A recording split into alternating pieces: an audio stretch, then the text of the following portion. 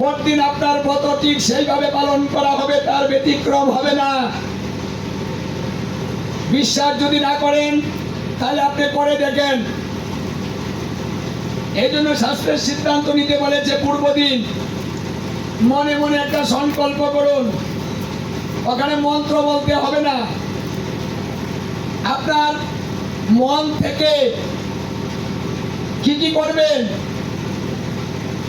কিন্তু আমাদের সংকল্পটা হয় না, ওই সংকল্পটা হয় দুর্বল। কালকে শিবরাত্রি, আমি সকালে গিয়ে ফেলবো, হ্যাঁ,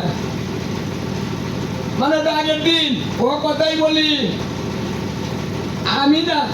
আমি থাকতে পারবো না, তোমরা থাকো গা। মানে আমি পারবো না কথাটা আগের দিন বলা শুরু করে দিচ্ছি। যদিও থাকি 12টা পর্যন্ত, এর বেশি না।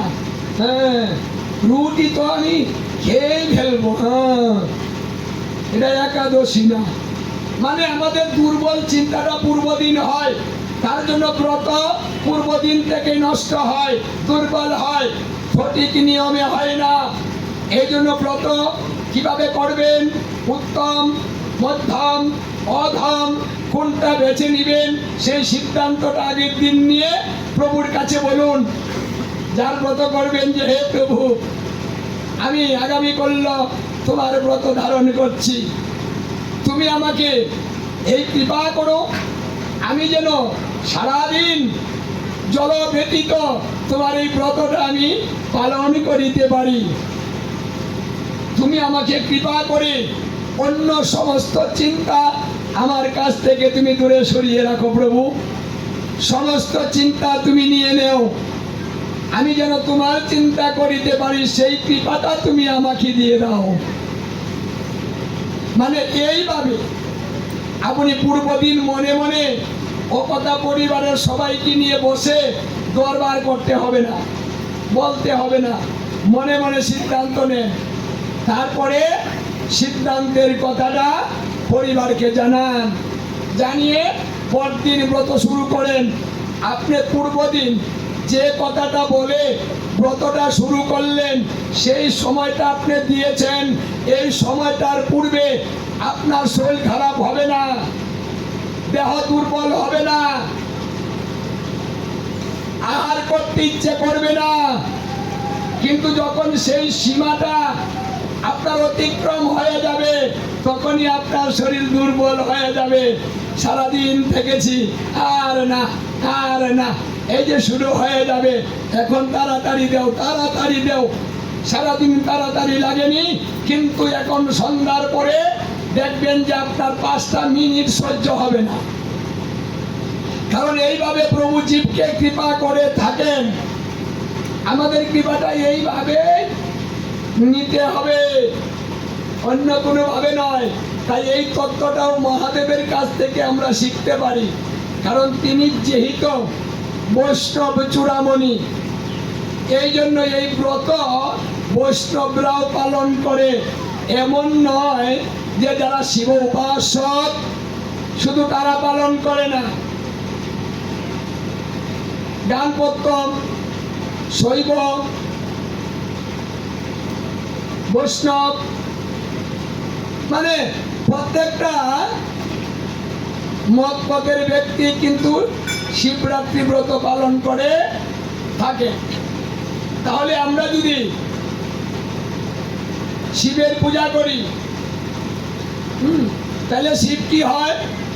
বলছে শিব প্রসন্ন হয়। শিব প্রসন্ন হলে কি হয়? বলছে তাহলে বৈষ্ণবের চূড়ামণি তার আশীর্বাদ হয়। আর সেই আশীর্বাদটা যখন হয়, তখন জীবের সমস্ত অকল্যাণ দূর হয়ে কল্যাণকর হয়। মানে সমস্ত মঙ্গল নাশ হয়, তার সমস্ত পাপ বিনষ্ট হয়। এটা হলো একজন বৈষ্ণব চূড়ামণির একটা উপদেশ। ভাগবত বলছে 5ম স্কন্ধ, মানে একটা উপদেশ, একটা বাক্য যদি কেউ পালন করে, তাহলে সেই ব্যক্তি কোনোদিন নরকে প্রবেশ করবে না। জমদূত সেই ব্যক্তিকে স্পর্শ করতে পারে না।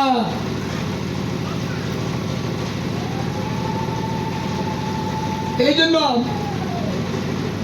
আমরা অল্প কিছু করে আমরা অনেক বড় কিছু পেতে পারি। সুন্দর স্বামী চান, তারাও কিন্তু যে শিবরাত্রি ব্রত করে, কেউ মায়েরা একটু বেশি বেশি করে বাবাদের চাইতে। কেন গো? বাবাদের চাইতে মায়েরা বেশি করে, কারণ যারা বিবাহ হয়নি তারা আরো বেশি করে। অন্য কিছু না করলেও এই শিবরাত্রিটা ছাড়ে না। কেন? মানে শিবের মতো একটা স্বামী যেন আমার হয়। শিবের কাছে আমরা এই প্রার্থনা করে ব্রতটা করি না গো। জল যখন দেওয়া হয় এই চিন্তা করে দেওয়া হয়। হ্যাঁ, শিব সুন্দর, শিব সত্য। মানে আমরা কি মানুষ চাই গো? একজন সুন্দর চাই না বান্দর চাই? কে কি চান গো? বান্দর কেউ নেই, যে আমার স্বামীটা যেন বান্দরের মতো দেখতে হয়, ওটাকে বলে কোনো ওই স্বামী সে বলে যে আমার বউ যেন বান্দর হয় না। কেন? সব চাইতে সুন্দর যেন হয়। হ্যাঁ, আমরা সুন্দর চাই এবং সত্যবাদী, মিথ্যাবাদী না, মানে ভালো চাই। তাহলে শিবের মধ্যে যা আছে এমন যদি একজন স্বামী হয়, তাহলে সেই স্বামী উত্তম স্বামী হবে। মানে যার হিংসা নেই, যার অহংকার নেই, যার চাওয়া পাওয়া নেই, যার লজ্জা ঘৃণা নেই, যার কোনো ভয় নেই, মানে সমস্ত কিছুর ঊর্ধ্বে। কেউ কিছু বললে গায়ে লাগে না, অপমান করলে অপমানিত হয় না।